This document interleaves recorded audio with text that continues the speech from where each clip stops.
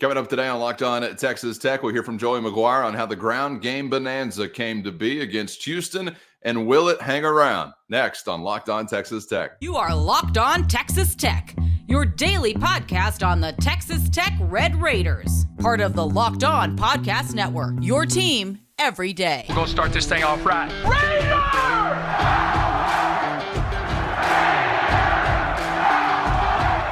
Everything runs through Lubbock.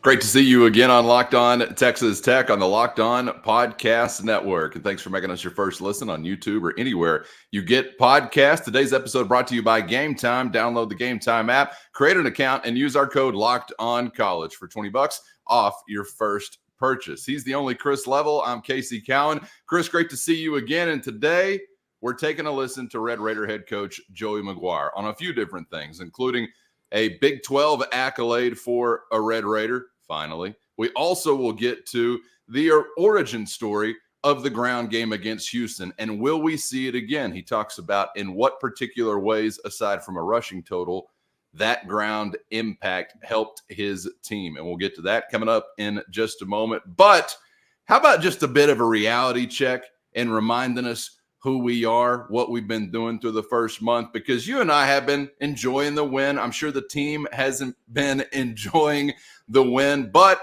now you're heading somewhere where obviously you hadn't had a lot of success on the road. And I thought it was interesting, Chris, and I want to kick it off with this sound from Red Raider head coach Joey Maguire. I thought it was interesting that he pointed out very quickly yesterday, yes, a lot of good things that come with a win, but the frustration with what they've been so far, or maybe what they haven't been so far, still very much there for your head coach. Here's Joey Maguire. They're probably handling it a lot better than I do. You know, I'm extremely frustrated. I'm telling you. And so, you know, it was like almost honestly, I enjoyed the win, but it was almost like being able to take a deep breath, you know, because, you know, I expect a lot from this group. And so I was excited and happy for them. You know, the one thing, I think I said it Saturday, but I said it again yesterday, for us to be the team that we expected to be and expect to be, you know, it's time to do that.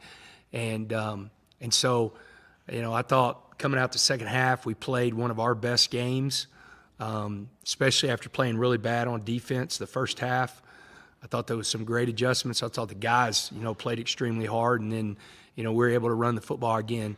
You know, some of that in close games we're going to have to do more of, because we're going to be, you know, in the Big 12, that's one thing in the Big 12, man. There's a lot of great football teams. It's very, you know, each week in and week out, you're playing somebody that you could win, you know, the game, or you could also be in a really close game at the end. And you saw that West Virginia and TCU. I mean, it comes down to 24-21. You're seeing that every week. You saw it, Baylor coming back the way they did against UCF. And so excited to get that win and be able to take a deep breath. But, you know, we're going on the road. You said it perfect. We haven't played well on the road, so it's time to be the team that we think we are and do it on the road. Football is a game of setbacks and random events and how you deal with it. And it just and this I don't know if that was the lead in to like a eulogy or no. I love it. But it's just sums it up. And I think you dealt with these random events and setbacks pretty well on Saturday. And for whatever reason, you have not been able to do that away from Jones AT&T. And this is going to be a storyline until it's not. You know, one in. You know, you don't get credit for the bowl game win because that was a neutral site game, but we're talking true road games. You know, 1-6 with the lone win being at Iowa State. But yeah, I think you feel good a little bit about Saturday. I think the players especially feel good, but the coaching staff, you know, it's kind of right back to the grind. No. And you try to get these guys back honed in, and it's going to be pretty easy this week because Baylor walked in here last year with a lot of pomp and circumstance going around that game, Pat Mahomes and night game, all that, and they just laid it on you, 45-17. This is the game that, you know, Barron threw the 3 interceptions. I think Shuck, who wasn't anywhere near healthy, came in at the very end and threw a pick 6 to A.J. McCarty, mind you. Yes, he did. Who's now suiting up for the Red Raiders, or I wish he was suiting up. He's got to sit out this year, but he'll be around the coming years. But this is a Baylor team, man, that's beat you 4 out of 5 years, and your lone win was, whenever I think they had Sir Roderick Thompson go down at the 2-yard line to try to milk the clock a little bit, and then you kick that short field goal to win it. Was that the Colin Schooler punish at the goal line game? I think so. I think this is Fun Charlie game, Brewer. memorable Yeah, game. that's right. And that's the year that Baylor was really, really bad, but then the next year they would come back and win the Big 12 championship. So, you got to figure out a way to go do this away from home and be consistent. And you've been, Wyoming, it's right there for the taking. And then in Morgantown, it's right there for the taking, but you just can't quite get over the perceived hump, if you will, but need to get that addressed and addressed quickly, because guess what? You talk about a team that's beat you 4 out of 5 times. You don't even want me to tell you what that looks like with Kansas State, who comes in to your place the following week. And so you're sitting here at 2 and 3. I mean, you don't have to squint too hard to see if you don't get one of these or both of these turned around. You've dug yourself quite a hole. There's plenty of time next week for K-State nightmares, Chris. Save something for a week from now. I can hold off. I'll just speak for everyone on that. But yeah, that's been a torturous series. This, in some ways, a torturous series, because I remember one of the more recent ball games when you go down to Waco, and I think you did everything you needed to win, except, I don't know, a bottle of Clear Eyes for a ref on one butt fumble play or something like that. But yeah, that was a nightmare. You want to talk about nightmare? That was a nightmare ending there for a Matt Wells coach team in Waco against these Bears. Let's get back to something that Joey Maguire touched on right there and expounded upon a little further here. That's obviously the impact of the ground game. And listen closely to all the ways that it impacted the team favorably. He talks about third down success as he discusses this ground game. And he also kind of talks about the origin story of why it came to be last weekend the way it did, the genesis of really seeing that impact with 2 100-yard rushers on the same day in a conference game for the first time since, was it 96, 98? Late 90s. Ricky Williams, Rob Peters era, you learned earlier this week on Locked On Texas Tech. Let's take a listen to Red Raider head coach Joey Maguire talking ground attack.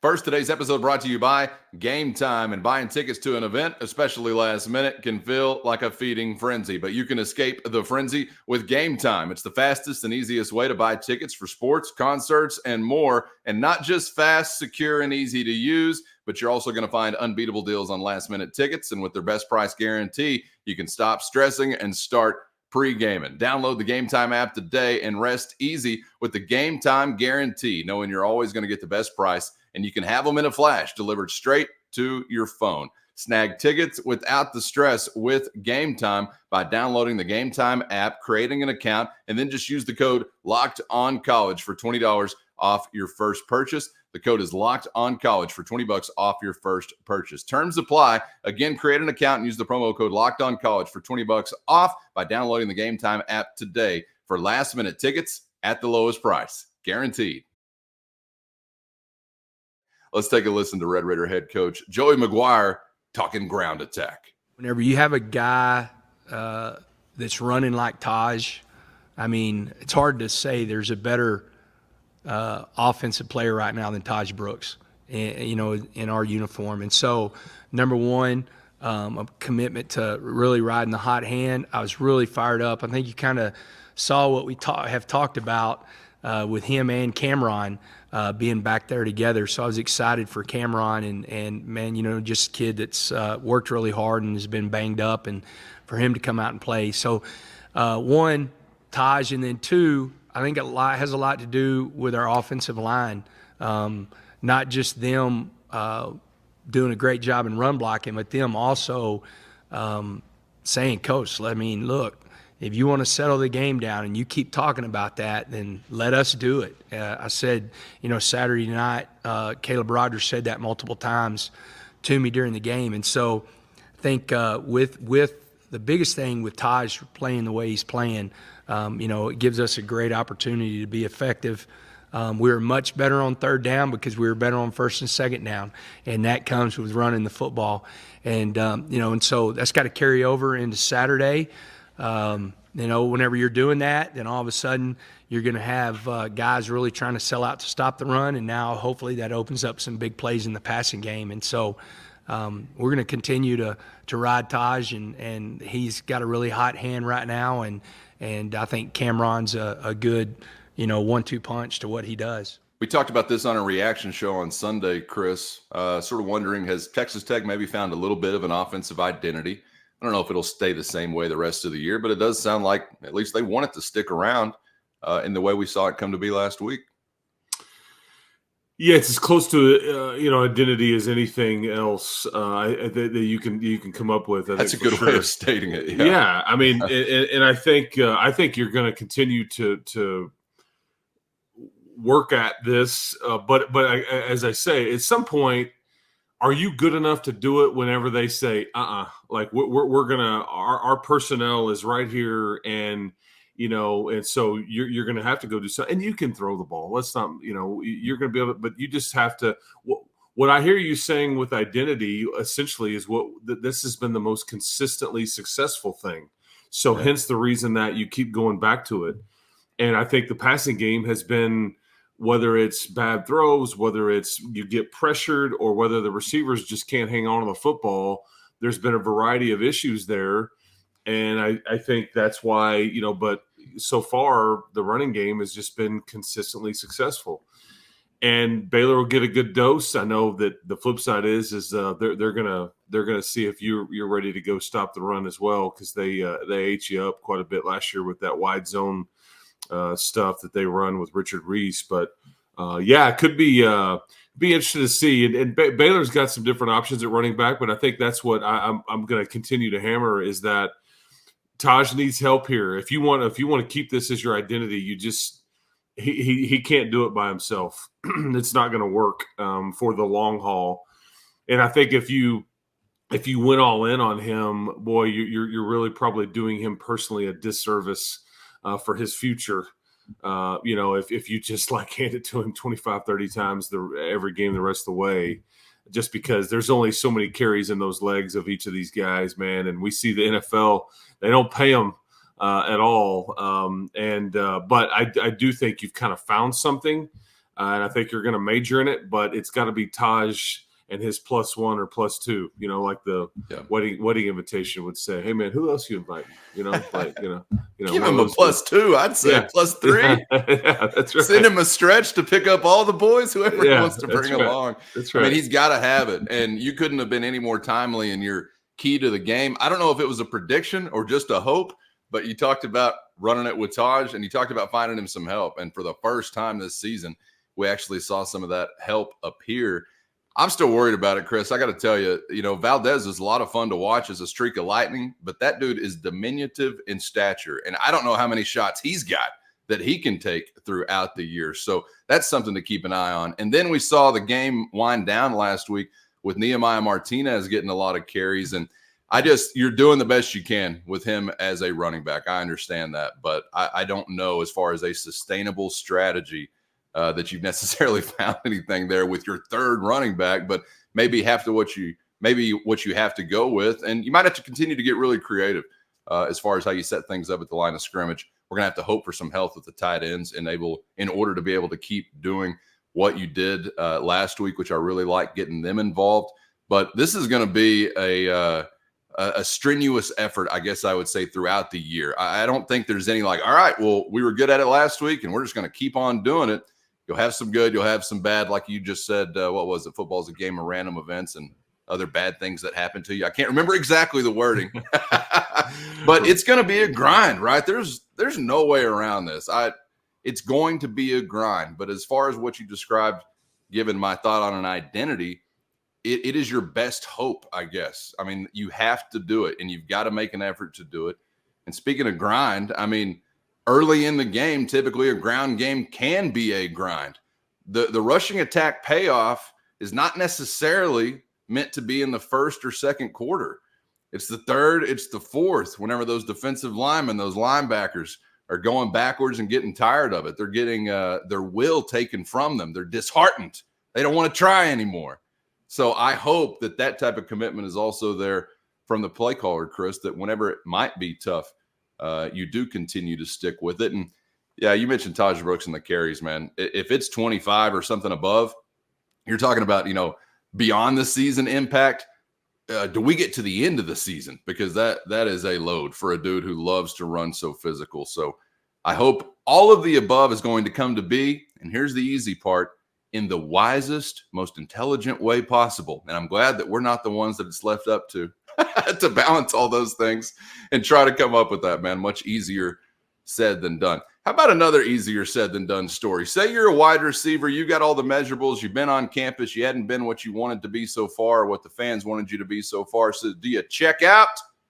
Well, not if you're Loic Fouonji, apparently, the Big 12 Special Teams Player of the Week. And certainly I love this from a team perspective because of what it meant for the Red Raiders, but I think you'll share with this opinion with me, Chris. Love it from an individual story perspective as well, to see a guy have some success when it hadn't been just the smoothest path for him in the college game. Let's take a listen to his head coach, Joey Maguire, talking about the Big 12 Special Teams Player of the Week, Loic Fouonji. Says a lot about, a guy that's a true team player. There's guys that expected, just talking about college football in general, they expected to have huge years and they disappear because they can't handle the adversity. And it shows a lot about him.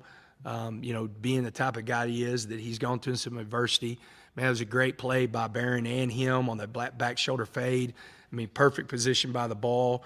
And Loic made a really good play in that touchdown. And then, we were messing with him yesterday because there's some still shots of some crazy hands coming up, blocking the punt. And he was laughing. He goes, well, I didn't want to end up that way. It just happened. And luckily, I was in good position to block the punt. He's got a great sense of humor whenever it comes to that stuff. But, man, it's everything right about a kid that can stay locked in and understand, that when it's his turn to make a play. We talk about our player coach's oath is I will show courage, and it's really I will show courage when the hat's on my head. And a lot of people disappear from that because they're not getting exactly what they want and what they think they deserve.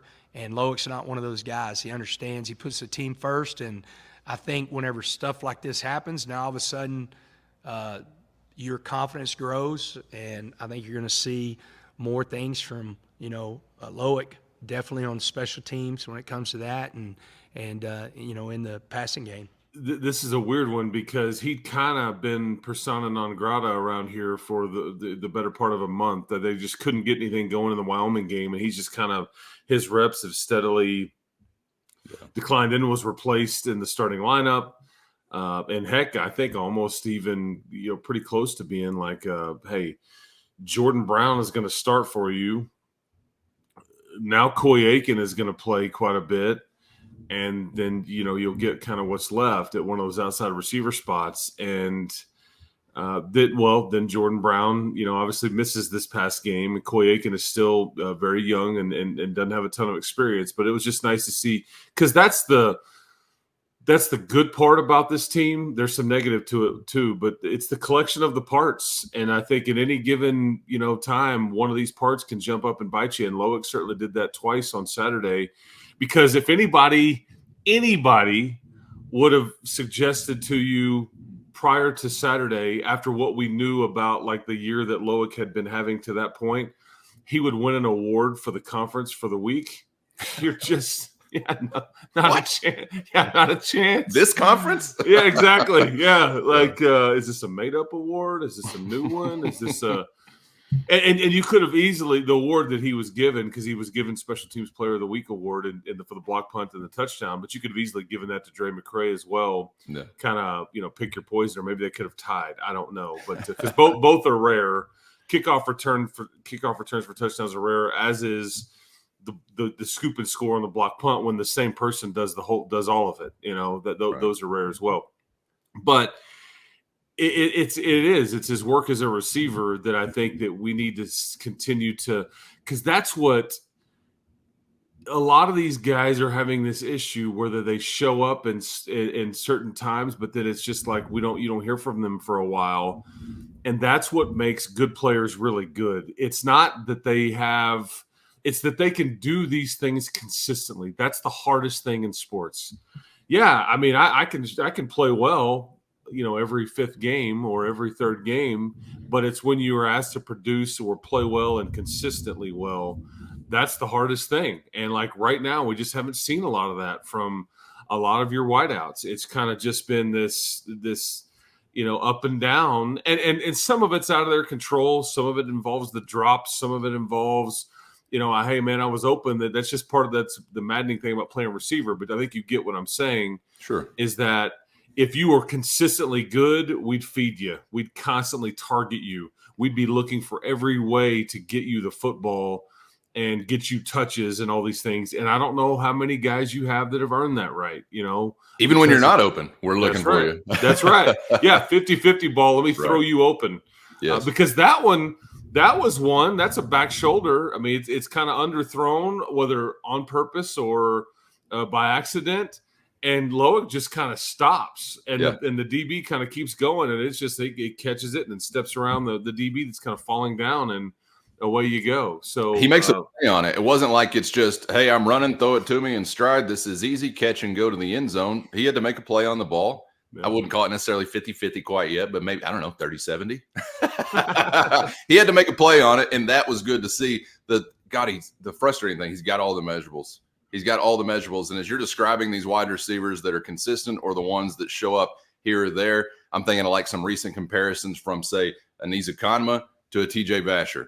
We got a highlight reel, and then we got a month of silence or whatever it might be. And then Izakanma, 7 days, 7 days, 7 days, 7 days. He's showing up every time. And I don't know how exactly, you crack that code. Obviously, I'd probably be in Juice Johnson's shoes if I knew how to crack that code, but maybe he does. And I'm excited to see, I don't know, maybe a little more ampage for Loic Fouonji after an impactful week. And I wanted to ask you this before we get out of here, Chris, because I was thinking about this with the quarterback change.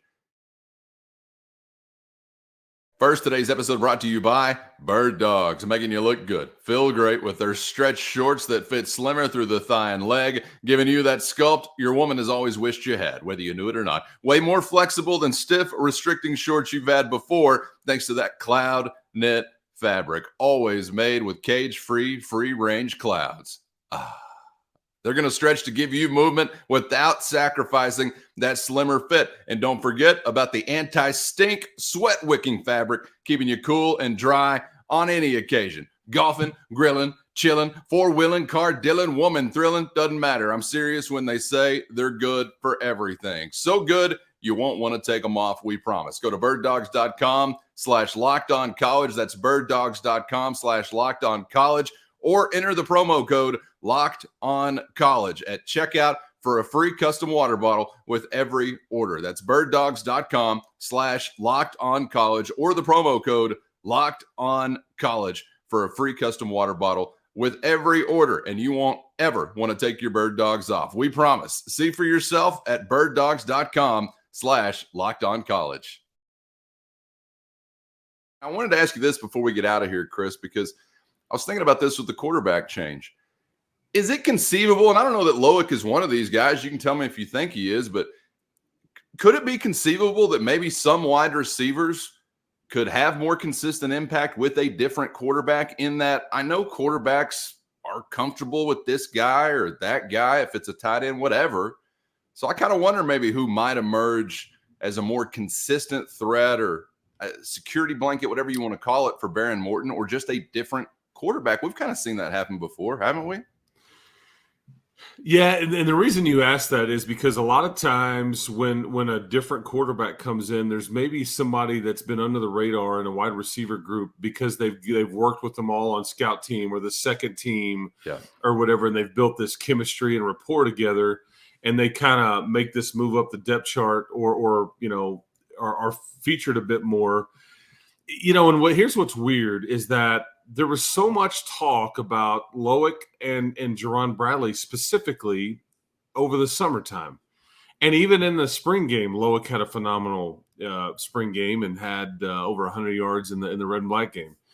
But if you go look at statistically, like that winning streak down the stretch, it was Loic and Ron Bradley that really were doing well and starting to put some consistency together, which we hadn't seen prior to that. And who's throwing to him? Mm-hmm.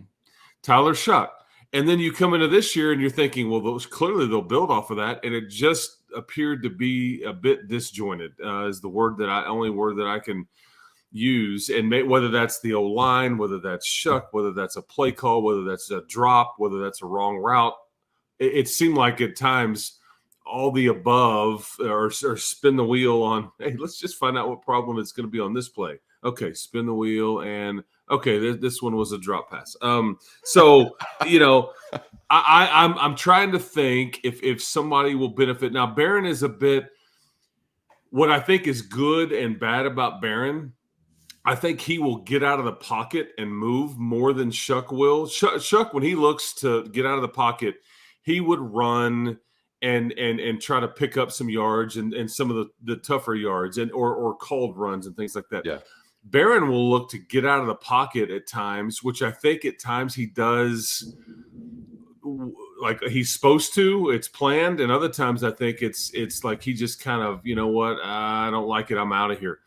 When he moves right, the problem is that he's basically eliminating the left side of the field, and I think that is a problem. So if you're one of the guys that's primarily lining up on the left side of the field, you may not be featured near as much. Whereas if you were lining up predominantly on the right side of the field, maybe it's going to be good for you because that's where he rolls. He's going to roll and sprint sometimes to the right. And most of the time he's very accurate on the run and all that. It was not this way in Morgantown for whatever reason, but that's why he's, people will tell you, accurate on the run. He'll drop the arm angle, all these different things. There's a little Mahomes there. He's got some baseball in his background.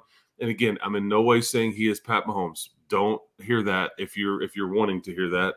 He said little. You said the word little. Yeah. He's got curly hair also. I think that's the similarity. But there's some playing style similarities and some background similarities. It's the arm talent, man. It's got to be the baseball impact, the arm angle, the slot, all that stuff that coaches hate and would say, don't do it like that. But if you can do it like that, it looks really cool. I mean, Patrick Mahomes, to be honest, this is not a Patrick Mahomes conversation, but Patrick Mahomes, Steph Curry, these are guys that will ruin fundamentals for many basketball and football players for many years, right?